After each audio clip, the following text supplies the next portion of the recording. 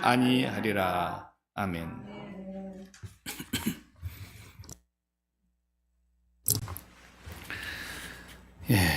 오늘 10장의 말씀으로 넘어와서 우리가 1절에서 27절까지는 하도 복잡한 이름들만 나와 있어서 이름을 빼고 이제 읽기는 했습니다.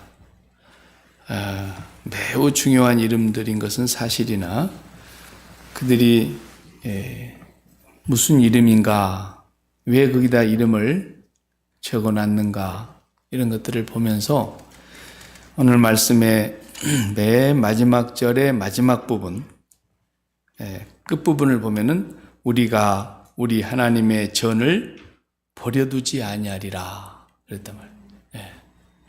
그러니까 지금까지는 어쨌다는 얘기입니까? 되도록 하나님의 성전을 버려두었다는 겁니다. 지금 포로에서 돌아온 지가 150년이 되었는데 150년이 지난 지금에 와서도 그들이 성전을 지어놨지만 성전을 버려두었다라는, 이게 참 기가 막힌 얘기입니다. 성전을 그들이 우상시만 했지 성전 중심의 생활 하지를 않았기 때문에 조상들이 망했지 않습니까?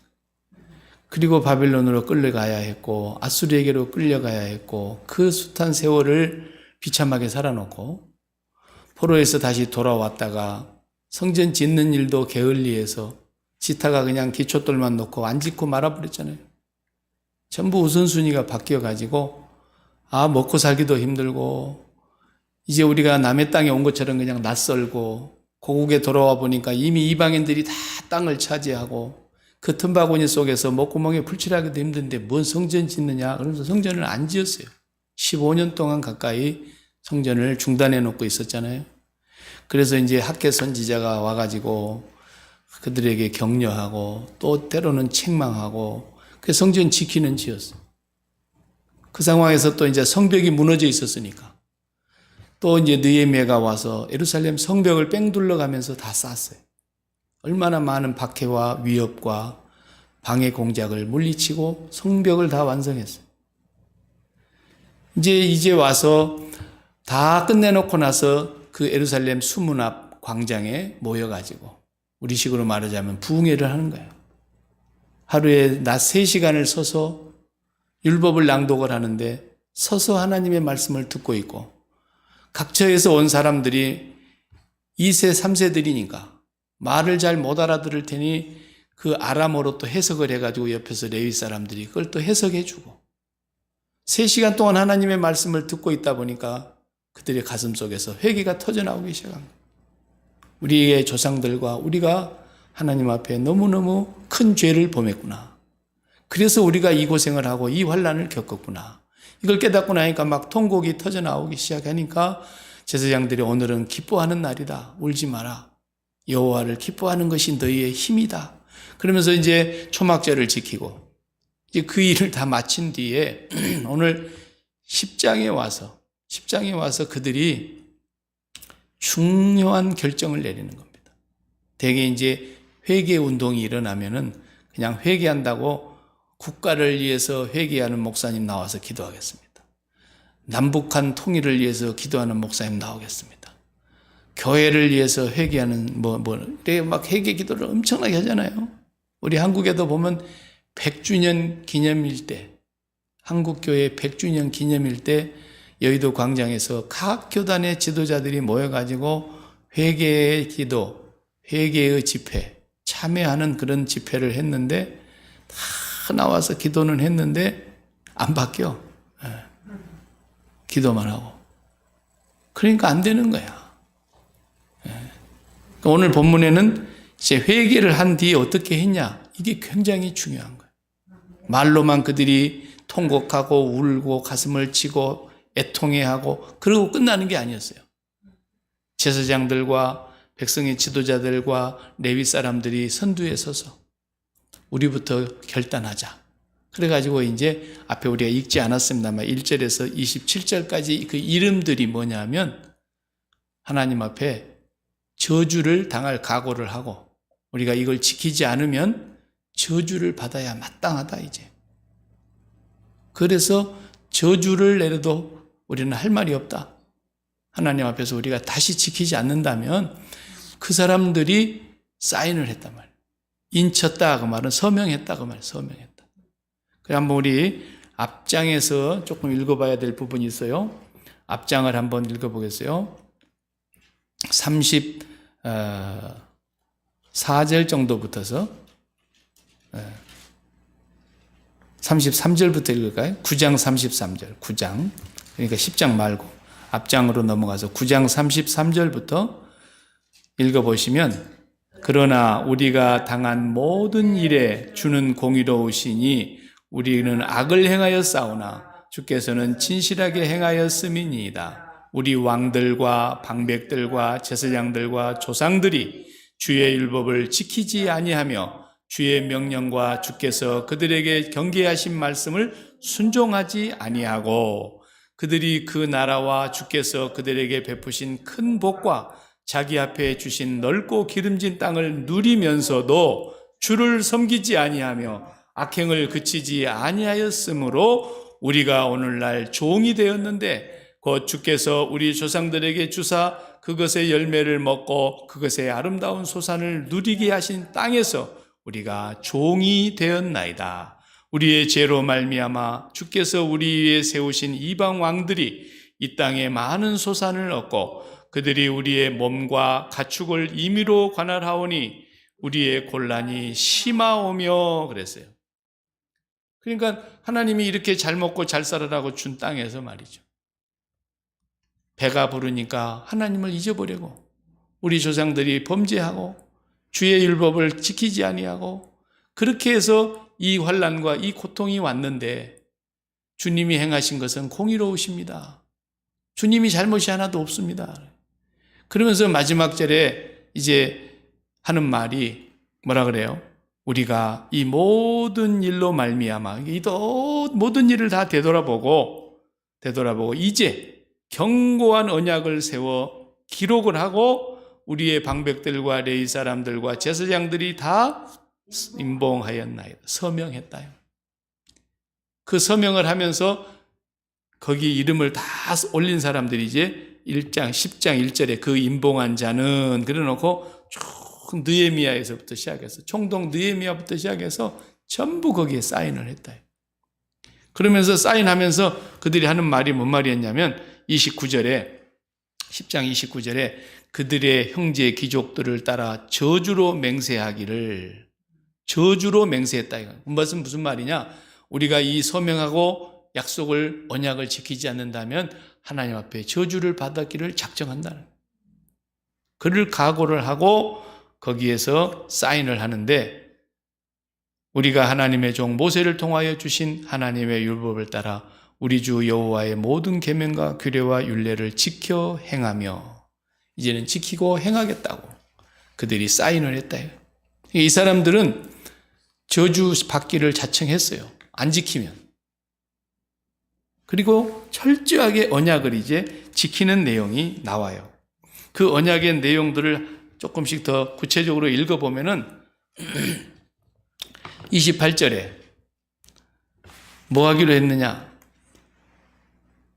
백성과 제사장들과 레위 사람들과 문지기들과 노래하는 자들과 느디님 사람들과 및 이방 사람과 절교하고 교제를 끊겠다는 겁니다. 그 다음에 하나님의 율법을 준행하는 모든 자와 그들의 아내와 그들의 자녀들 곧 지식과 총명이 있는 자들은 30절 다 같이 읽어보세요. 우리의 딸들을 이 땅 백성에게 주지 아니하고 우리의 아들들을 위하여 그들의 딸을 데려오지 아니하며 혼인을 금하겠다. 이방 사람들. 이게 절교하는 거예요. 단지 이방인하고 피를 섞지 않겠다 이런 순진한 얘기가 아닙니다. 이게 무슨 얘기냐면 150년이 지났습니다. 포로에서 돌아온 지가. 그런데 와서 보니 앞에 말한 대로 자기들 땅이고 조상 때부터 약속받은 땅이 분명한데 땅을 다 이방인이 차지하고 있고 이방인의 수중에서 이방 왕들이 다스리고 있고 재산권 행사를 할 수가 없는 상황이에요. 그렇잖아요. 옛날 우리 조선왕조 시대 때 땅 많이 갖고 있었던 사람들이 일본이 우리를 압제하고 난 이후로 일본 사람들이 똥을 다 빼앗아가고 토지 개혁을 해가지고 전부 다 일본 땅으로 만들어 놓고서는 한국 사람들의 땅을 마음대로 자기들이 했잖아요. 새도 걷어가고 또 필요하면 빼앗아가고, 예. 그리고 또 전쟁이 일어나서 한바탕 겪고 나니까 그 세월이 흐르면서 부자도 가난한 사람도 이제 다, 예, 똑같이 돼버린 거 아닙니까? 부자는 부자대로 다 끌려가서 죽고 지주들이 얼마나 많은 고난을 당합니까? 근데 70년이 지난 포로 생활 동안에 이미 남의 나라가 와서 차지해버렸고 돌아와 봐도 힘이 없어요. 숫자적으로도 밀리고. 그러니까 이 사람들이 살 수 있는 방법은 뭐냐? 그냥 간단한 얘기예요. 그 동네 유지들하고 사돈 맺는 거야. 거기에 뿌리 내려서 안정적인 삶을 살고 거기에서 힘께나 쓰는 사람들하고 아들, 딸, 며느리 삼아서 사이 삼아서 결혼하면 빨리 적응이 되고 안정되고 편안하게 살 수 있는 것이 그 방법인 거예요. 옛날 전쟁통에 다 김일성이 치하해서 싫다고 자유민주주의를 찾아서 피난 내려온 북한 사람들, 이북 사람들 보세요. 그냥 딸랑 자기들만 내려오니까 뭐 형제간도 없고 친척도 없고 대부분 그냥 호를 단신 내려온 사람들이 많지 않습니까? 재산은 다 이북에 있고 그 사람들이 내려와가지고 뭐 형제간이 있습니까? 명절이라고 누구 뭐 찾아갈 사람이 있습니까? 그러니까 이 사람들이 남한에 와서 자리를 잡을 때 자식을 낳고 결혼해가지고 좀 큰 문중에 집안이 큰 집안하고 결혼하면 말이죠. 그냥 하루아침에 식구가 엄청 생기는 거 아닙니까? 네, 사돈네 팔촌까지 생겨버리네. 그러니까 그들이 이 땅에서 정착하는 데 있어서 힘이 되는 거예요. 그게. 이 포로에서 돌아온 사람들이 그냥 이방인들하고 다 장가가고 시집가고 딸, 아들, 며느리 삼아가지고 그들이 자리 잡으니까 사는 것은 편안한데 하나님과는 거리가 멀어져 버린 거죠. 성전은 다 그냥 버려둬 버린 거예요. 예. 지어놓고도 내버려둬 버린 거예요. 그래 되니까 이제 하나님 앞에 회개하고 우리가 돌이켜보니 우리 조상들이 하나님 앞에서 성전 중심의 생활을 하지 않았고 그것도 할 수도 없었던 것이 여기 이제 오늘 하나하나 조목조목 얘기하지 않습니까? 그 다음에 얘기를 읽어보세요.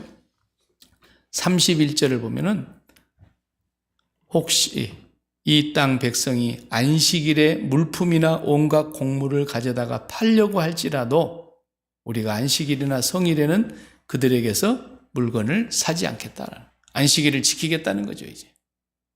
예. 안식일 날은 장사도 안 하겠고 물건을 매매도 안 하겠고 사지도 않겠다. 사고 팔지 않겠다. 그 다음에 더 나아가서는 7째 해마다 땅을 쉬게 하는 안식년도 안 지켰잖아요, 그동안에. 아니, 먹고 살기 힘든데 일주일 내내 일을 해도 먹구멍에 겨우 불출할 입장인데 하루 쉬어버리면 어떡한단 말입니까? 그러니까 안식일도 없었고 6년 농사 짓고 1년을 땅을 내버려 둔다고요? 안 돼. 그러니까 안식년도 없이 땅을 계속 농사를 지었고 하나님이 그들의 삶 속에서 지난주에 말한 대로 존재감이 없어져 버렸단 말이에요. 존재감이 땅에 있어, 땅에. 땅에 속한 것에 빨리 우리가 땅에서 안정이 되고 빨리 땅에서 부자도 되고 빨리 땅에서 좋은 집 짓고 아들, 딸들 다 잘 살고 여기에 관심이 있다 보니까 통혼도 하고 서로 결혼하면서 안식일도 없애버리고 안식년도 없애버리고 조상적부터 그렇게 살았기 때문에 이 고생, 이 땅에서 우리가 하나님이 주신 거 하나도 못 누리고 이방 왕들이 우리를 마음대로 빼앗아가고 우리 몸도 마음대로 주관하고 우리 자식들도 마음대로 주관하고 우리가 지어놓은 농사도 다 수탈해가는 이 고통을 우리가 당했습니다. 이 모든 일을 되돌아보고서 이제는 그렇게 살아서는 안 되겠기에 율법책에 기록된 대로 살겠다고 전부 서명하고 만약에 우리가 또다시 어긴다면 하나님께 저주를 받아야 마땅하다고 맹세했다 이거예요. 또 구체적으로 얘기합니다. 32절을 보면은 우리가 또 스스로 규례를 정하기를 해마다 각기 세겔의 3분의 1을 수납하여 이건 성전세입니다. 성전세. 율법에 나와 있는 성전세. 한 사람당 3분의 1 세계를 반드시 내서 하나님의 성전을 운영하는 데 쓰게 했다 이 말. 그러니까 하나님의 성전 중심의 생활을 안 하니까 이런 성전세는 누가 내겠어요? 힘든데. 요즘 말로 하면은 아예 헌금 같은 건 그냥 관심을 안 가졌다 이 말. 하나님 앞에 헌금 일체 안 드리고 성전 중심의 생활은 그냥 뒷전으로 다 물러갔다 이 말. 그 다음 또 읽어보시면 33절. 또 그 진설병과 매일 떡을 바꿔둬야 되잖아요. 일주일에 한 번씩. 진설병과 항상 드리는 소제와 항상 드리는 상번제, 번제와 안식일과 월삭, 초하루와 정한 절기에 6월절, 77절, 또 추수감사절 이런 절기에 쓸 성물과 이스라엘을 위하는 속죄제물과 하나님의 전에 모든 일을 위하여 쓰기 위하여서 그들이 성전세를 내놨다. 성전세 안 내놓으면 어떻게 돌아가냐 이 말이야. 안 그렇습니까? 하나님의 교회를 운영하는 것도 똑같잖아요. 지금도. 하나님의 성전에 반드시 하나님께서 지켜야 될 절기, 그리고 매일 아침에 한 번 저녁에 한 번 드려야 될 상번제. 상번제는 그냥 드립니까? 날마다 불 떼야 돼. 불 떼야 돼. 나무 뗄감이 있어야 돼. 요즘같이 가스로 하는 게 아니잖아요. 산에 가서 나무를 해와서 나무로 불을 붙여야 돼. 그래서 여기 보세요. 그 다음 읽어보면 나무도 내놔야 돼.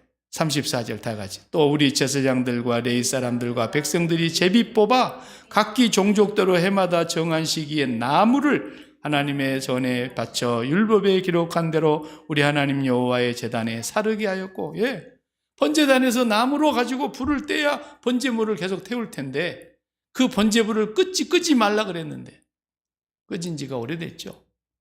그 불을 다시 사르기 위해서는 나무를 해다 내야 되는 사람도 있는데 그것도 제비를 뽑아가지고 순서를 정해놓고, 자, 10월 첫 주일은 아무개 집사님이 성도님들의 식사를 대접합니다. 10월 둘째 주는 아무개 가면 이 뽑았다는 거예요. 제비를 다. 그래, 하나님의 전이 운영이 돼야 하는데 필요한 것들이 하나도 받쳐지질 않으니까. 그 다음에 이제 더 중요한 건 그대로 보면은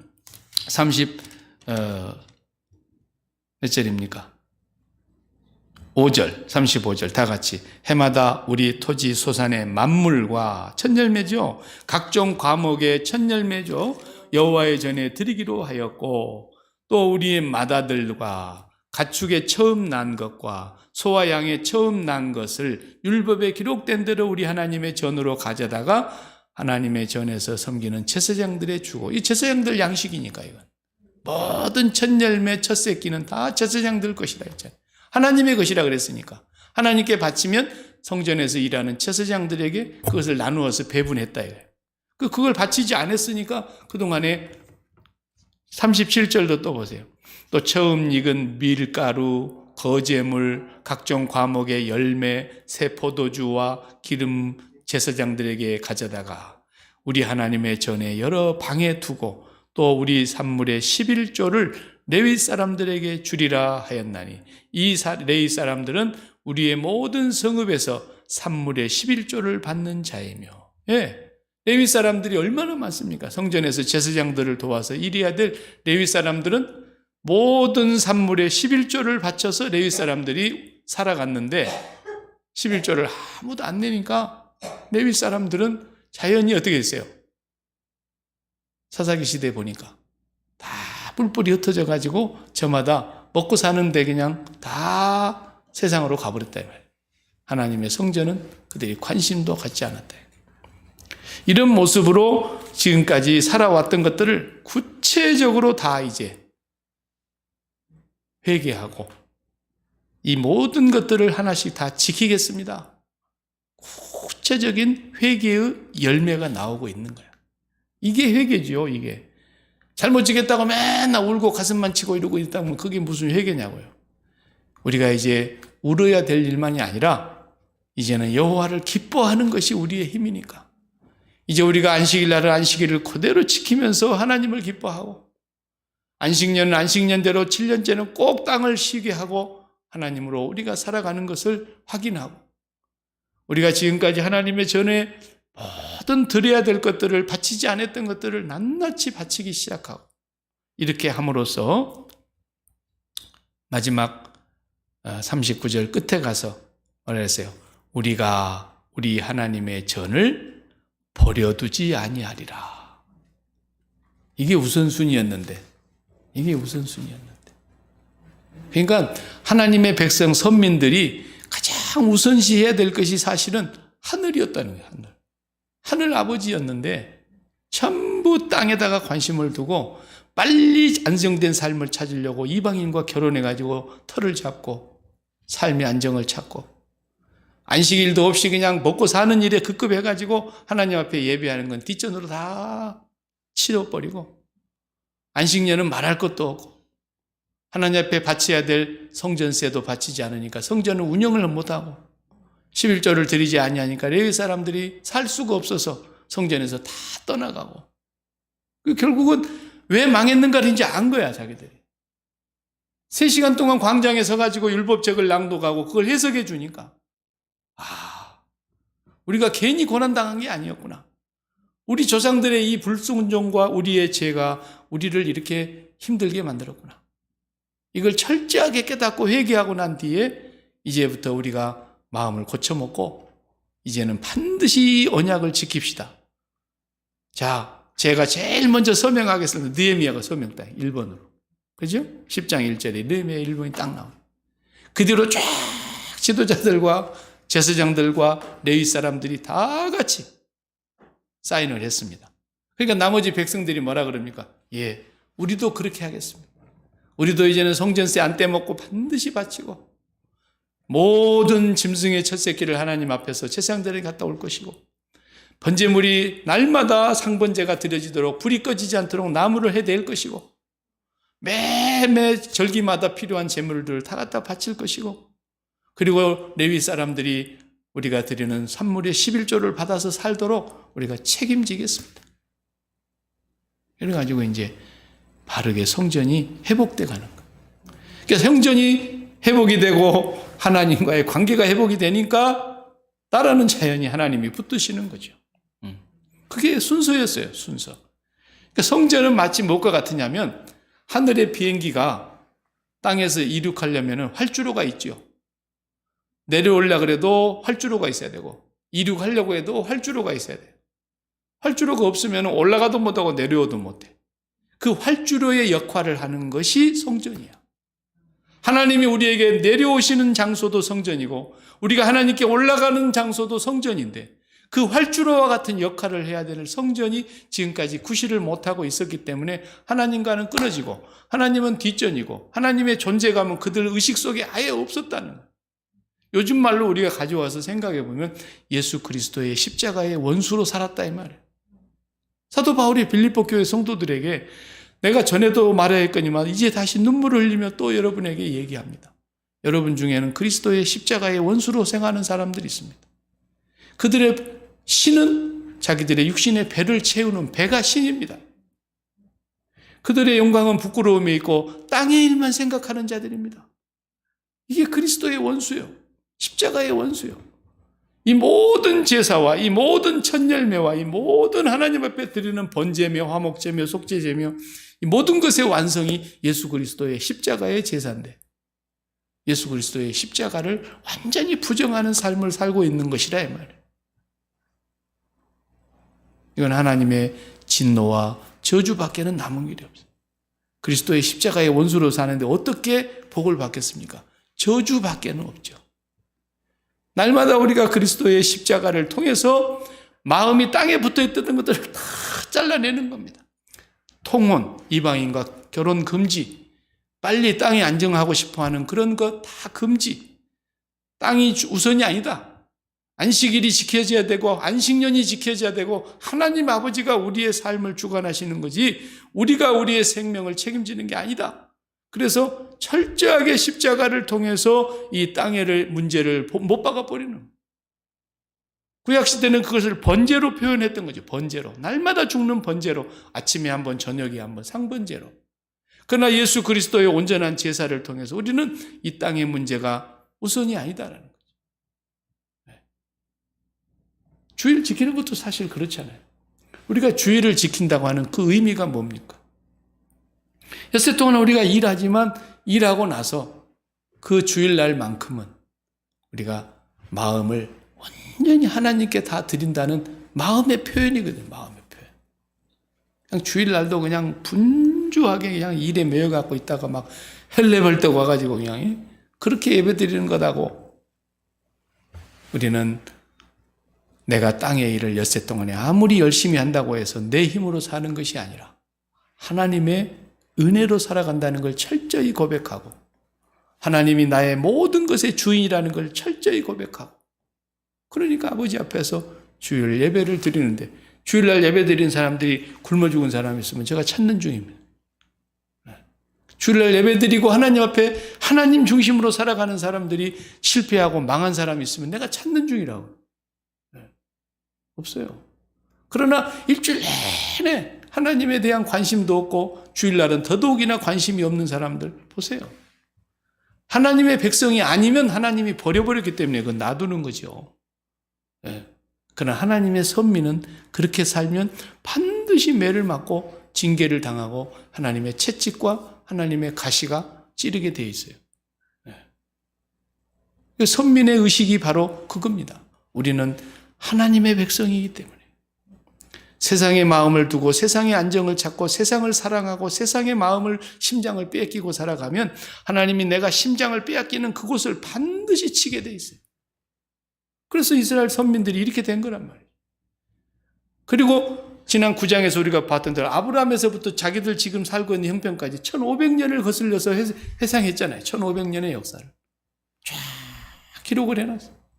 1500년을 돌이켜놓고 보니까 우리 조상들이 그렇게 하나님 앞에서 그 많은 복을 받았고 그 은혜를 받았는데 하나님을 버리고 성전을 무시하고 살았다는 거죠. 지금도 마찬가지예요. 그 하나님이 우리 아버지예요. 똑같아요. 하나님 우리 중심을 보시기 때문에 오늘날 성전 중심의 예배가 뭡니까? 십자가 생활화예요. 십자가 생활. 이 모든 것을 십자가로 승리하셨고 십자가로 완성하셨고 십자가로 다 이루신 거예요. 왜? 너희의 삶은 세상에 뿌리를 박아야 될 삶이 아니다. 세상은 십자가에 못 박아야 되는 거고 너희의 뿌리는 하나님께 있다는 거예요. 날마다 우리의 마음의 흐름이 세상에서 하늘로 올라가야 돼. 활주로요, 활주로. 비행기가 이륙해야 되는 것처럼. 그것이 십자가입니다, 십자가. 십자가는 그냥 단순한 펜던트가 아니에요. 정말 날마다 우리가 예수 그리스도의 살과 피를 먹고 마셔야 되는 생명 양식이에요.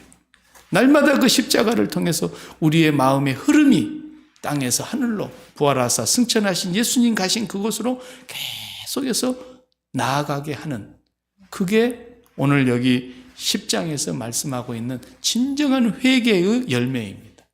회개의 열매. 이것이 오늘 우리가 하나님께서 우리에게 주시는 메시지입니다. 그래서 결론적으로 보면은 마지막 절에 그렇지 않습니까? 우리가 하나님의 성전을 어떻게 버려두지 아니하리라. 이 우선순위를 버렸더니 우리가 이렇게 망했구나. 이렇게 매를 맞았구나. 이렇게 혹독한 시련을 당하고 있고 지금도 우리 몸을 우리 마음대로 못하고 우리 자식도 우리 마음대로 못하고 우리 재산도 우리 재산 마음대로 못하고 전부 다 우리가 종살이를 하면서 그들에게 다 빼앗기고 우리가 이렇게 곤란을 겪고 살았구나.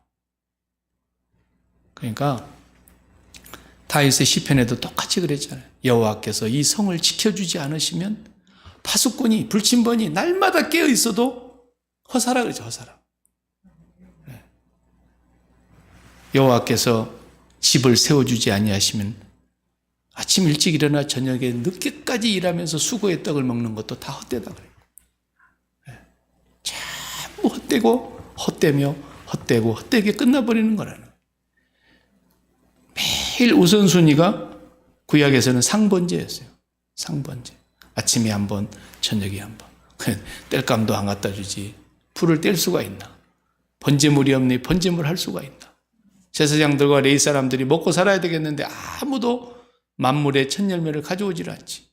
제사장들과 레위 사람들이 살지를 못하겠으니까 다 떠돌이 신세가 되고 그러다가 결국 나라가 망한 겁니다. 미국도 우리가 지금 살고 있지만 우리가 그걸 지금 보고 있지 않습니까? 이 시대의 역사적인 증인으로 하나님을 점점 멀리하고 하나님과 관계된 건 다 지우려고 그러고 말도 못하게 공공기관 공무원들이 근무하고 있는 국가기관에서는 성경책도 펴내서는 안 되고 갖고 있어서도 안 돼. 옛날에는 호텔 가면 그래도 다 기도원 성경협회에서 서랍 열어보면 성경책 하나씩 다 호텔마다 방마다 다 넣어놨잖아요. 지금 넣는 데가 없어요. 홀리데이 인도 없어. 홀리데이 인도 거기 본래 성경 넣어놓는 호텔이잖아요. 힐튼 호텔도 성경 넣는 호텔이라고요. 전부 다 성경은 다 뺐어요. 성경 자체를 놓아주질 않아. 공공기관에서 성경을 읽고 있으면 목사가 읽고 있어도 수갑 채워갖고 가는 나라가 미국이에요. 세계 최고의 하버드라고 명문으로 자랑하지만 하버드 목사님이 세운 대학이야. 존 하버드가 그것을 일생을 다 자기 재산을 다 바치고 그 기독교에 많은 사람들이 자기 재산을 다 바쳐서 그 학교를 세워서 거기서부터 학교가 시작돼서 세계 명문이 되었는데 성경에 관련된 건 다 없애버렸잖아요. 하나님 하자도 못 쓰고 갓 하면 지자라고 써있는 거 다 지워버렸어요. 앞에 있는 문구, 표 다 탑도 없애버리고 싹 다 지워버렸어요. 모든 법원 앞에는 십계명 계명이 딱 세워져 있었는데 십계명 돌판도 다 없애버리고 이 미국이라는 나라가 점점 하나님하고 등지고 있잖아요. 그러니 유치원생도 정신이 똑바른 유치원생 같으면 아는 거예요. 이 나라는 망하겠구나.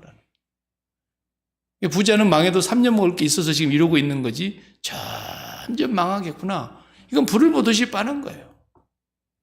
옛날에 바벨론이 지금의 미국이고 옛날에 이집트가 지금의 미국이고 옛날에 아수르가 지금의 미국이고 옛날에 헬라나 로마가 지금의 미국 아닙니까?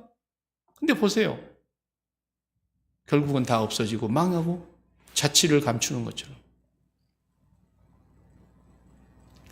우리가 이 미국을 긍휼히 여겨달라고 불쌍히 여겨달라고 기도해야 돼요. 미국에 살고 있는 것이 자랑거리가 아니에요. 너무너무 불쌍하지 않습니까? 그냥 대통령 될 사람들, 장관 될 사람들, 뭐 판사들 다 성경책에 얹어놓고 선서는 잘하지. 그러나 성경대로 지킵니까? 성경하고 반하는 정책만 계속 만들어내고 이렇게 되니까 결국은 이제 하나님께서 매를 때리시는데 당장에 미국을 망하게 할 수는 없으니까 그렇게 되면은 종말이 와버리죠. 종말이. 온 세계가 망해버리니까. 그 하나님의 긍휼과 오늘 본문의 하나님의 선하심 때문에 우리가 보존되었다고 그렇게 고백하잖아요.